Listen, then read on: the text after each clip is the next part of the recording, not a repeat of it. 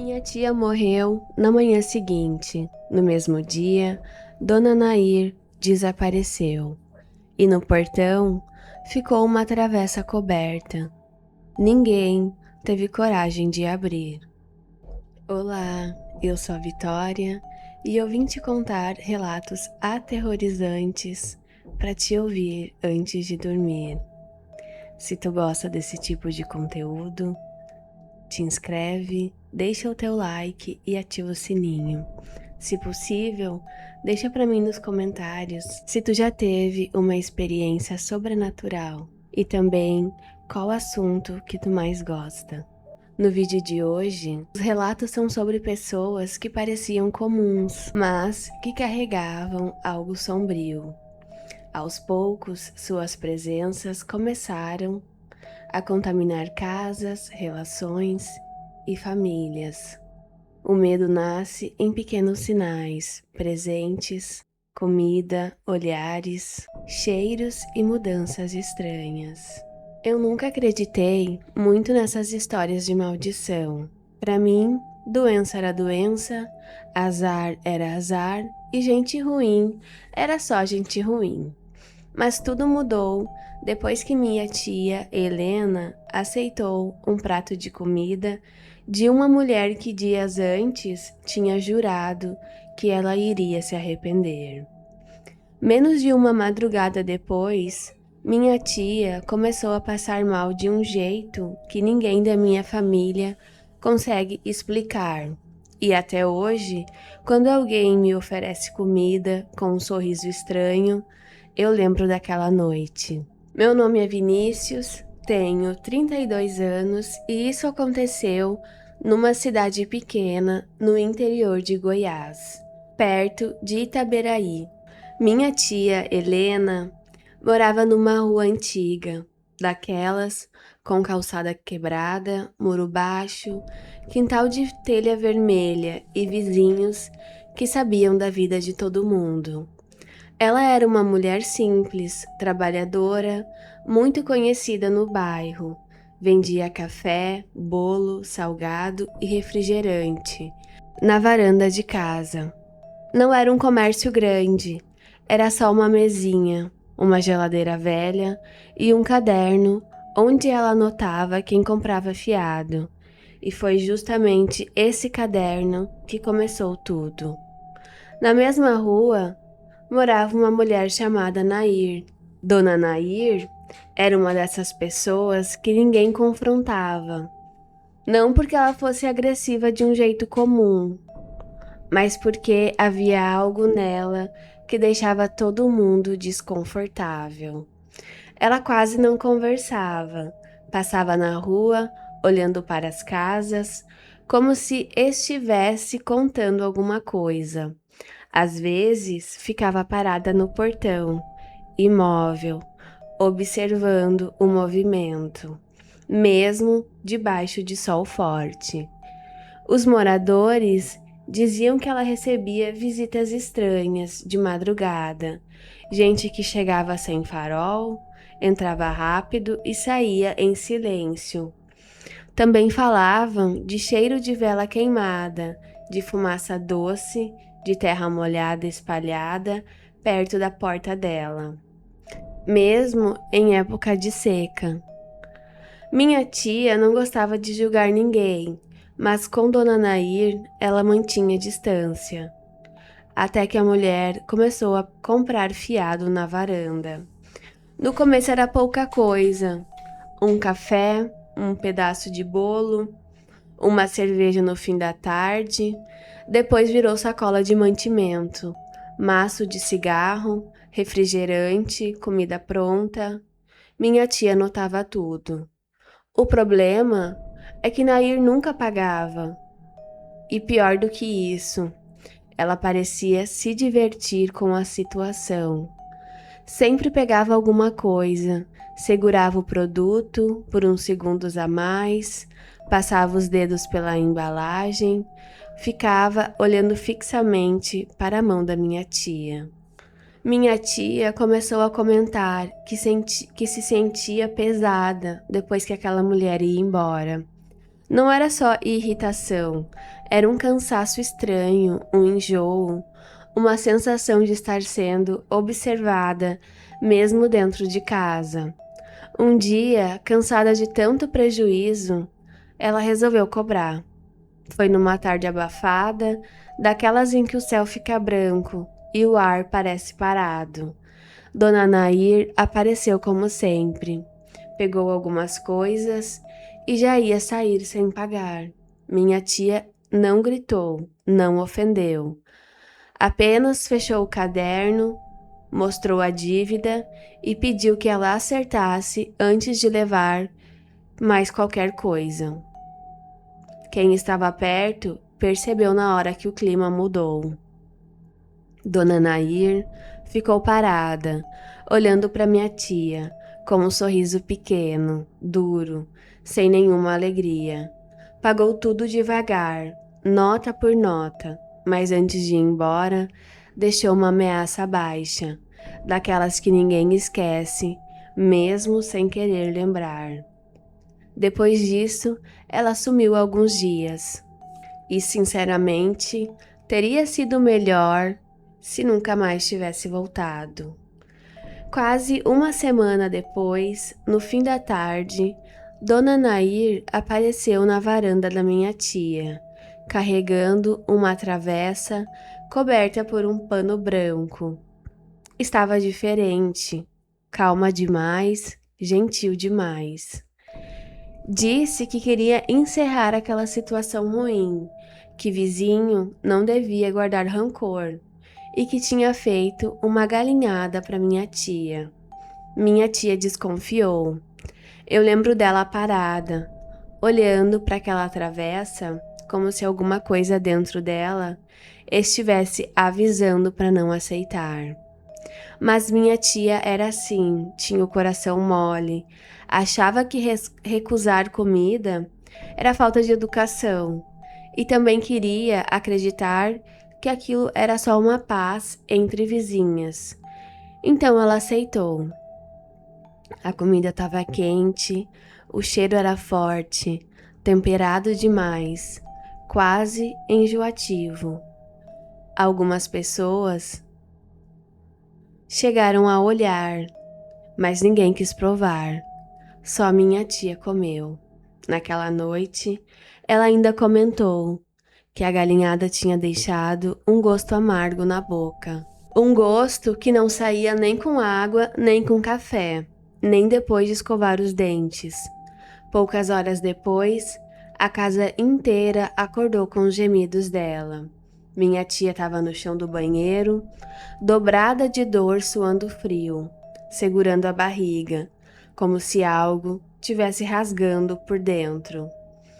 No começo, pensamos que fosse intoxicação alimentar. Mas então veio o sangue. Um sangue escuro, grosso, misturado no vômito. Um cheiro tão forte que tomou conta da casa. Levamos minha tia para o hospital de Itaberaí, ainda de madrugada. Ela tremia na maca, pálida, com os olhos arregalados, e repetia apenas que aquilo não era uma dor normal. Ela dizia que parecia ter alguma coisa viva dentro dela, subindo, queimando, se espalhando. Os exames não explicaram muita coisa no começo. Os médicos falaram em reação grave, infecção, possível problema no estômago, mas nada fechava. A piora era rápida demais. Enquanto isso, coisas estranhas começaram a acontecer na sua casa. Todos os dias aparecia um punhado de terra vermelha bem na frente da porta da minha tia. Minha avó limpava, varria, jogava água. No outro dia, a terra estava lá de novo. À noite, a família ouvia passos no quintal, mesmo com o portão trancado. Às vezes surgiam batidas secas na parede do quarto dela. 3 batidas, uma pausa, depois mais 3. Minha tia, já muito fraca, começou a ter pesadelos. Ela dizia que via uma mulher parada no canto do quarto, sempre com o rosto escondido na sombra. A presença não falava como uma pessoa comum, era mais como um pensamento entrando na cabeça dela, repetindo que ela tinha aceitado. Com o passar das semanas, veio o diagnóstico: uma massa agressiva no estômago, muito avançada, muito rápida. Os médicos tratavam como doença. A família tentava acreditar nisso, mas dentro daquela casa, ninguém conseguia fingir que era só isso. Porque minha tia piorava sempre depois que a terra aparecia na porta. Sempre depois das 2 batidas, sempre depois que o cheiro de comida azeda invadia o quarto, mesmo sem nada estragado na cozinha. Nos últimos dias, ela já quase não falava. Ficava olhando para um ponto vazio, perto da porta, como se alguém estivesse esperando. Na noite antes de morrer, minha tia apertou minha mão com uma força que eu não imaginava que ela ainda tivesse. O olhar dela estava lúcido, assustado e triste. Ela não culpou a doença. Ela apenas deixou claro, do jeito fraco que ainda conseguia, que tudo tinha começado quando ela aceitou aquela comida. Minha tia Helena morreu na manhã seguinte e no mesmo dia, Dona Nair desapareceu. A casa dela ficou vazia, sem móveis, sem roupas, sem nenhum sinal de mudança. Ninguém viu caminhão, ninguém viu mala, ninguém viu despedida. Só uma coisa ficou para trás. Na frente do portão da minha tia, no lugar onde a terra vermelha sempre aparecia, alguém deixou uma travessa velha coberta por um pano branco. Minha família jogou aquilo fora, sem abrir, mas até hoje eu me pergunto: e se a minha tia não tivesse aceitado aquele prato? E se aquela comida não fosse comida? Agora me conta aqui nos comentários, tu acha que foi uma doença? Ou tem gente que realmente consegue colocar o mal dentro da vida de outra pessoa? Relato 2. Eu sempre ouvi minha avó dizer que nem toda visita entra numa casa trazendo paz. Algumas entram trazendo inveja, outras trazendo olho ruim. Mas existe um tipo de pessoa que é pior. Aquela que entra devagar, ganha confiança e senta à mesa com a sua família e começa a desfazer tudo por dentro. Foi isso que aconteceu quando minha cunhada chegou. E até hoje eu me pergunto se meu irmão se apaixonou por uma mulher ou se foi levado por alguma coisa que usava o rosto dela. Meu nome é Camila. Eu tenho 31 anos e isso aconteceu em Morrinhos, no interior de Goiás. Na época, minha família morava numa casa antiga, perto da saída para Caldas Novas. Era uma casa simples, com quintal grande, galinheiro nos fundos e uma varanda onde minha mãe costumava sentar no fim da tarde para descascar pequi e prosear com as vizinhas.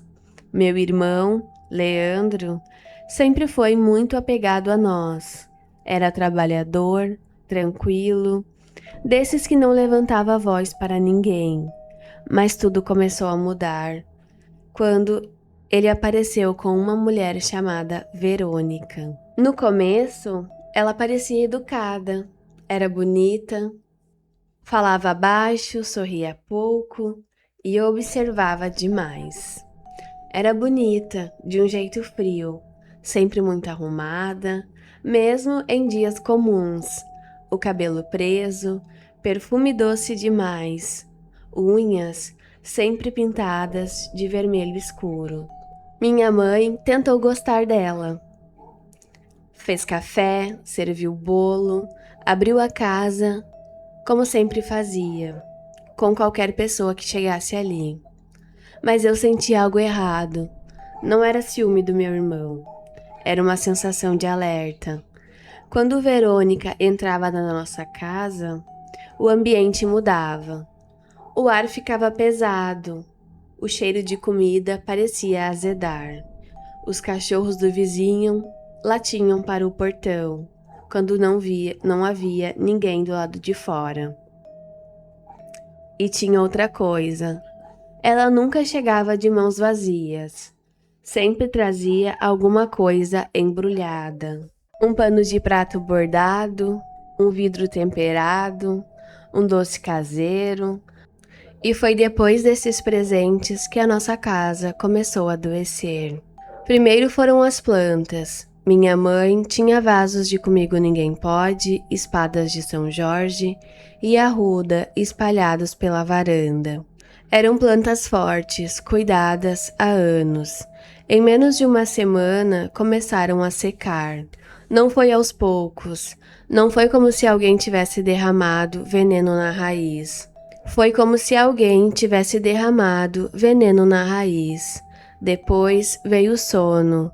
Todo mundo na casa começou a dormir mal. Eu acordava sempre de madrugada, com a sensação de ter alguém parado perto da cama.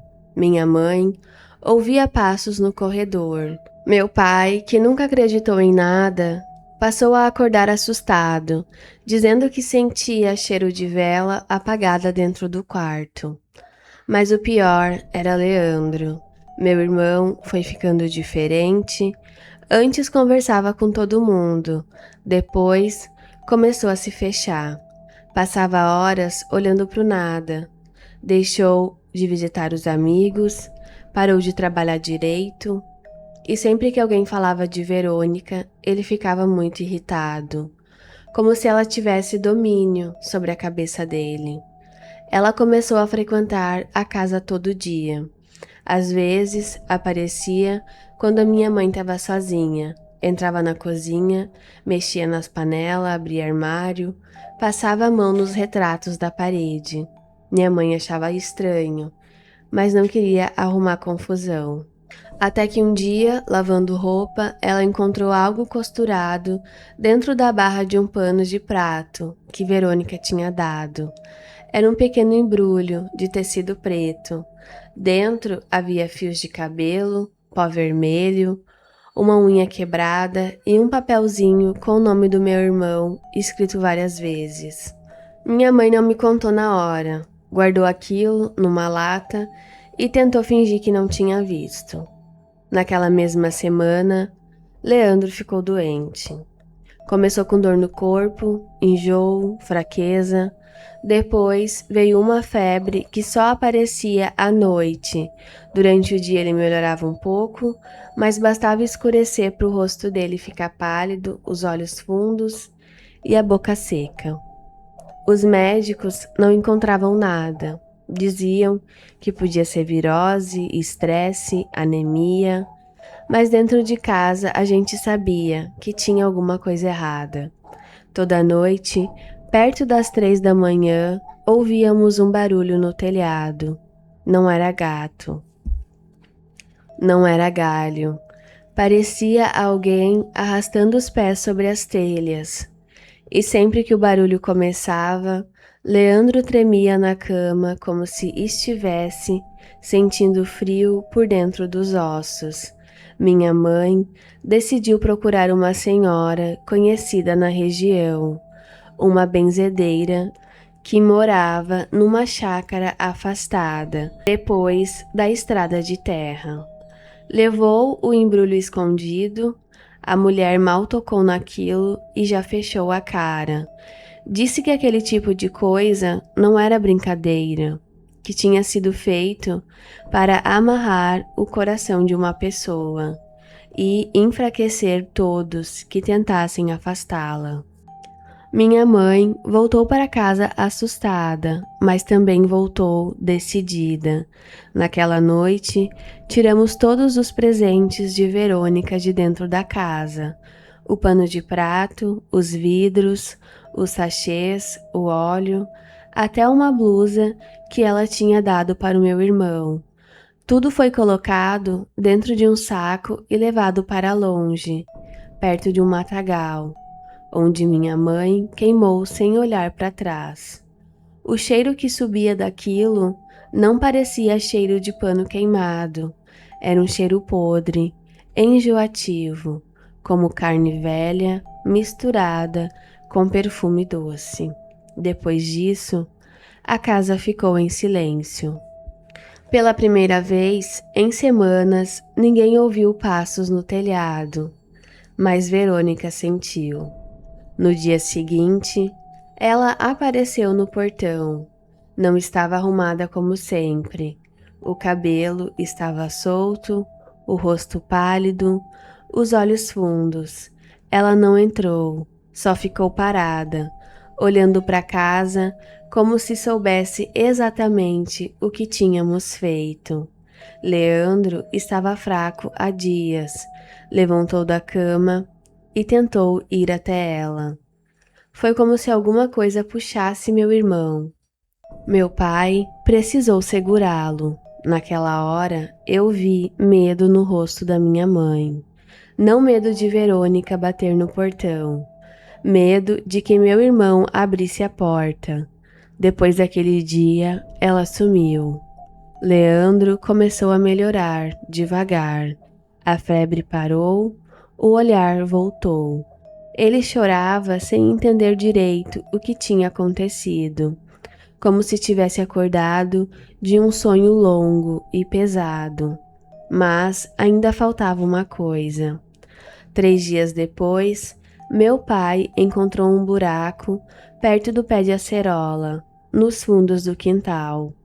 A terra estava mexida. Dentro havia uma garrafa de cabeça para baixo. Quando ele puxou, vimos que tinha um líquido escuro lá dentro, junto com os pedaços de papel, linha vermelha e uma foto antiga da nossa família dobrada ao meio. O rosto do meu irmão estava riscado. A benzedeira mandou quebrar a garrafa, longe de casa, e lavar o quintal com água, sal grosso e folha de guiné. Fizemos tudo isso do jeito que ela orientou. Na mesma noite, uma ventania passou forte pela rua. Não choveu, não trovejou, mas o vento bateu nas janelas como se alguém estivesse tentando entrar pela última vez. Depois disso, Verônica nunca mais apareceu, pelo menos não de perto. Meses depois, uma vizinha disse ter visto uma mulher parecida com ela, parada na esquina, olhando para nossa casa. Quando a vizinha virou o rosto, por um segundo, e olhou de novo, a mulher já não estava mais lá. Hoje, meu irmão está bem, nunca mais tocou o nome dela. Minha mãe voltou a plantar na varanda, mas algumas plantas nunca vingaram de novo, perto do lugar onde a garrafa estava enterrada. E eu aprendi uma coisa, que nunca mais esqueci. Nem todo presente é carinho, nem toda comida é bondade, nem toda mulher que entra numa família querendo ajudar está ali para somar. Às vezes, a pessoa não quer o seu amor, quer o seu sangue, quer a sua casa, quer o seu lugar. E quando uma maledite escolhe alguém da sua família, ela não tenta apenas conquistar uma pessoa, ela tenta apagar tudo que está em volta. Relato 3. Eu sempre achei que ex-namorada ciumenta era só um problema de relacionamento. Mensagem fora de hora, indireta em rede social, olhar atravessado quando encontrava na rua. Coisa chata, mas comum. Só que a ex do meu namorado não era só ciumenta. Ela não queria apenas voltar para ele. Ela queria me tirar do caminho. E do jeito que as coisas aconteceram, eu tenho certeza de que ela não tentou fazer isso com palavras. Meu nome é Larissa, tenho 27 anos e isso aconteceu em Jataí, no interior de Goiás. Eu conheci o Samuel numa época em que a minha vida estava tranquila. Eu trabalhava numa loja de roupas no centro, morava com a minha mãe e não estava procurando nada sério, mas ele apareceu de um jeito simples, calmo, como quem não queria bagunçar nada. Samuel era diferente dos caras que eu tinha conhecido. Era cuidadoso, respeitoso, daqueles que lembrava de um detalhe pequeno. Com pouco tempo, a gente começou a namorar. No início, tudo parecia leve, até o nome da ex dele começar a aparecer. Ela se chamava Mirella. Eu já tinha ouvido falar dela antes, mesmo de conhecê-la. Em cidade do interior, as histórias chegam antes das pessoas. Diziam que Mirella era bonita, mas era estranha. Uma mulher quieta demais, intensa demais, dessas que não aceitava perder nada. Algumas pessoas falavam que ela fazia simpatia, outras diziam que ela conhecia gente que mexia com coisas pesadas. Eu nunca levei isso a sério, até vê-la pela primeira vez. Numa tarde de sábado, perto de uma padaria, no setor onde Samuel morava. Ela estava do outro lado da rua, parada, olhando para nós dois, como se já soubesse meu nome, minha rotina e até os lugares onde eu pisava. Ela não fez escândalo, não veio tirar satisfação, não chorou, só ficou olhando. E aquilo foi pior. A partir daquele dia, pequenas coisas começaram a acontecer. No começo, eu achei que era ansiedade. Depois comecei a notar o cheiro. Sempre que algo ruim acontecia, vinha um perfume doce no ar. Doce demais. Enjoativo. Parecido com flor murcha misturada com vela apagada. Samuel reconheceu aquele cheiro antes de mim. Era o perfume que Mirella usava.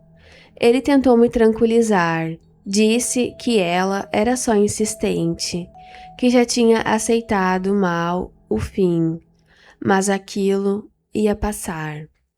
Não passou. Uma noite, cheguei à casa dele, encontrei um embrulho pequeno no portão.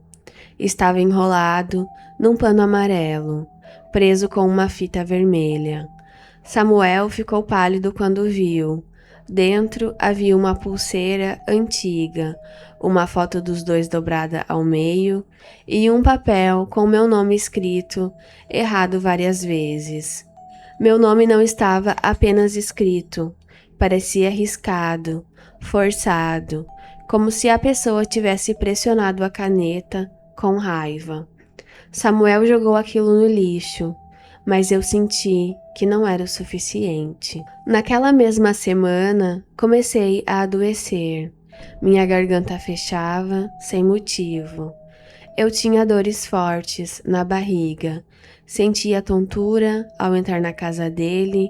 À noite, sonhava sempre com uma mulher parada no corredor, de cabelo preto, comprido, cobrindo metade do rosto, segurando alguma coisa nas mãos. O mais estranho é que nos sonhos ela nunca corria atrás de mim, só esperava, como se tivesse certeza que cedo ou tarde eu iria até ela. Samuel também mudou, ficou irritado, distante, confuso. Às vezes me olhava como se não confiasse em mim. Do nada, começava a lembrar de Mirella, das coisas boas que tinham vivido, do quanto ela tinha sofrido. Era como se alguém estivesse plantando pensamentos na cabeça dele e eu comecei a ter medo de perdê-lo. Mas não era um medo comum, era um desespero. um ciúme que não parecia meu, uma angústia que me fazia chorar escondida, no banheiro, mesmo sem motivo. Foi minha mãe que percebeu primeiro. Ela disse que eu estava com o rosto apagado, com os olhos fundos e a energia fraca. Disse também que toda vez que eu voltava da casa de Samuel, parecia trazer alguma coisa grudada em mim. Eu ri, tentando fingir que era exagero, mas parei de rir quando encontrei terra dentro da minha bolsa. Uma terra escura, úmida, com cheiro de cemitério depois de chuva. Eu nunca tinha colocado aquilo ali. No fundo da bolsa, entre papéis e batons, havia um pedaço de linha vermelha, amarrado entre nós. Foi nesse dia que minha mãe me levou até uma benzedeira conhecida, numa região mais afastada de Jataí, perto de uma estrada de chão.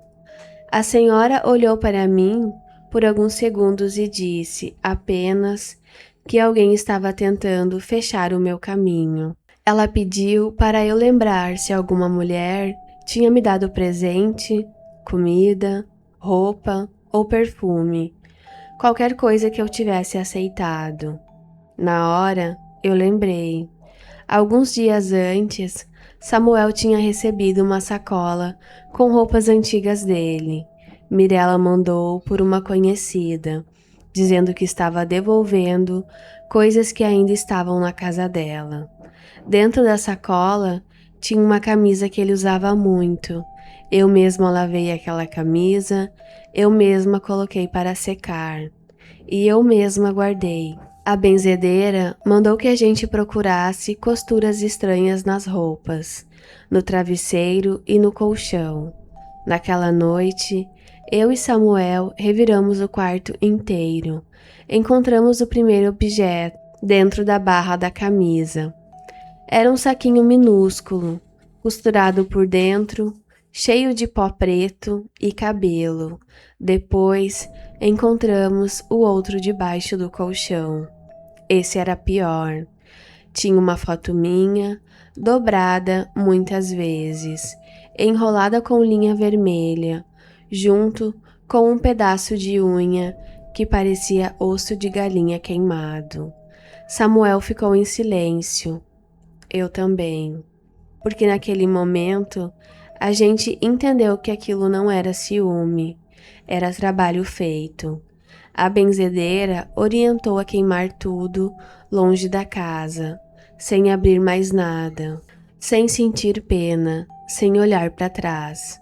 Fizemos isso num terreno vazio.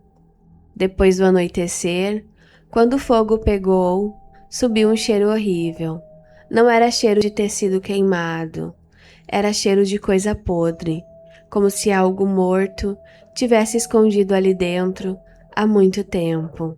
Naquela mesma noite, Mirella apareceu na porta da casa de Samuel. Ela não bateu, não chamou, só ficou parada do lado de fora, olhando para a janela do quarto. Eu vi pela fresta da cortina. O rosto dela estava estranho, pálido demais, com os olhos fundos e a boca imóvel, como se ela tivesse sentido a queimadura em algum lugar que a gente não podia ver. Samuel não abriu. Eu também não deixei. Depois disso, ela sumiu por algumas semanas. A casa ficou mais leve. Meus enjoos pararam. Samuel voltou a ser ele mesmo. A sensação de desespero foi embora aos poucos, como se uma mão tivesse soltado a minha garganta. Mas nem tudo acabou. Meses depois, numa manhã de domingo, encontramos um pote enterrado perto do portão da minha casa. Minha mãe percebeu porque o cachorro não parava de cavar no mesmo lugar. Dentro do pote havia mel escuro, pedaços de papel, uma mecha de cabelo e uma aliança velha, enferrujada. No papel, meu nome e o nome de Samuel estavam escritos juntos, mas o meu estava cortado no meio. A benzedeira disse que aquilo era tentativa de separação. Disse também que quando uma pessoa assim não consegue entrar pela porta, ela tenta entrar pelo chão. A gente desfez tudo do jeito certo. Mirella nunca mais apareceu pessoalmente, mas até hoje, de vez em quando, sinto aquele perfume doce em alguns lugares onde não deveria existir perfume nenhum. No corredor de casa, dentro do carro, perto da cama. E sempre que isso acontece, Samuel acorda assustado no meio da noite, como se tivesse ouvido alguém chamando pelo nome dele. A gente continua junto, mas eu aprendi uma coisa que eu nunca mais esqueci. Nem toda ex apenas quer voltar.